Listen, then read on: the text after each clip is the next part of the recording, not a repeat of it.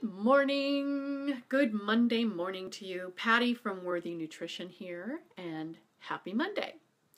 Today is Monday Musing, which means I answer a question about nutrition or fitness or whatever. So today is a little bit more towards fitness, and it is on muscle mass loss, otherwise known as sarcopenia.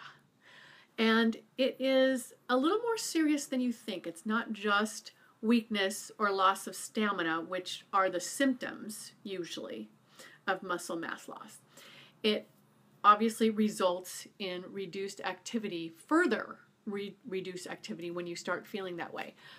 It can also happen to active people. People who are physically active can have muscle wasting, possibly because of missing or low hormones, not enough protein to sustain the energy it takes to maintain the muscle mass that you need. So protein is very important. Okay, so if you have muscle mass loss, it can lead to metabolic dysfunction, which is not good, and insulin resistance, which is also not good. We want insulin sensitivity, and so that way you can be able to process your sugars and your different foods the right way. And metabolic dysfunction can lead to diabetes type 2 and overweight, all sorts of crazy things. Hi Nancy, how's it going? You're amazing too, Missy. Good to see you online. Hi Carrie, how's it going? So the hard part, and so this is not just for old people, not at all, because you can start losing muscle mass as early as the age of 30. And maybe even a little bit earlier than that, depending on how active you are.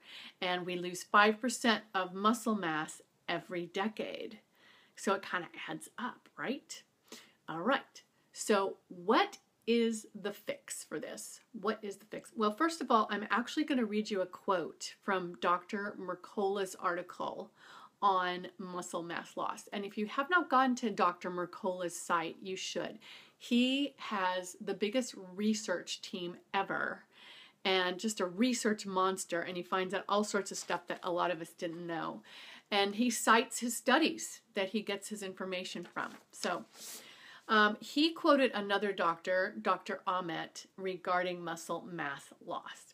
He said, during our youth, we have more muscle than we need for everyday tasks, right? Okay, that makes sense. We only require 30% of our strength to carry out all the important tasks of everyday living, such as getting up from a chair, climbing a flight of stairs, all that stuff. So as our maximum strength decreases by 5% every so many years, we remain oblivious as we can still carry out all our activities of daily living with ease. So that word oblivious, that's kind of a warning right there. It definitely is a warning. The trouble comes when our maximum strength starts to decline to around 50% of what it was in our youth, and suddenly, not really, but suddenly, everything that used to feel easy suddenly becomes hard. Not good. First, you find it hard to carry out more strenuous tasks, such as getting out of a car, but eventually simple tasks, such as getting changed or combing hair, can become challenging. Okay, so this whole process starts when you're in your 30s. So, young people, get with it. All right, so the fix. What is the fix? What do you think the fix would be? You guessed it. Exercise. What kind of exercise? You guessed it again, strength training. Now, when anybody ever mentioned strength training to me, I would just go, ugh, because I really don't like it. And I don't belong to a gym, so I always did stuff at home. And I've kind of, over the years, have made my peace with strength training because it's so important, and especially, you know, with this whole Monday Musing today, it's obvious that it's very important. So I have a couple of suggestions. I found a site called nerdfitness.com. This guy is hilarious. I mean, he's got like little levels where you can have like a character and all that stuff, whatever. Anyway, he's got a free beginning strength training program. And he also has a free advanced strength training program. So I suggest you go to nerdfitness.com and do a search for that, or you can just search the whole thing on Google. Right. I also bought a program a couple of years ago called Fit Over 50, and I know the guy's name is Fred, and I can't remember his last name. I probably should have written that down. Sorry about that. But you can do a search on this and find it in a second. And the program's like 15 bucks. It's really, really cheap. You get a manual that says what exercise to do which day, and then you have a manual that says how to do each exercise, and it's about 20 to 35 minutes a day depending on what you're doing that day. And so I took his program and I did his every other day, his strength training stuff every other day, and then I would go for a walk in between that.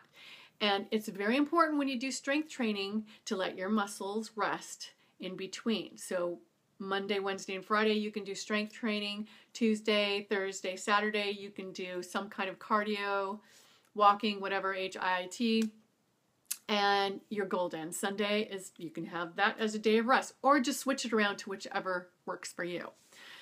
So let's see. Oh, so HIIT, high intensity interval training, and intermittent fasting is also very good to prevent muscle loss and atrophy because it boosts your HGH, your hormone, your human growth hormone, and that prevents against muscle loss. So that's good. And I found a Jessica Smith 4-week beginner HIIT program online. You can search for that too. I'll try and post some links too below. And she does different HIIT. One of them is just like cardio, super cardio. One is kickboxing. There's a couple more too that are pretty good. And I'm sure she has intermediate programs and also advanced programs if you're up there on the physical level. So Mercola.com has a whole fitness area. So just go to his website and do a search for intermittent fasting, and he will explain the whole thing. And then HIIT, he also has different programs on there too.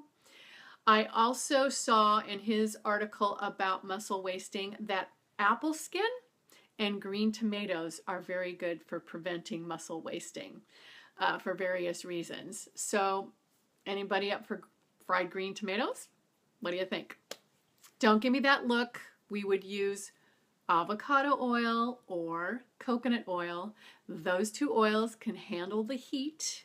It will not oxidize and give you all sorts of weird cancer-causing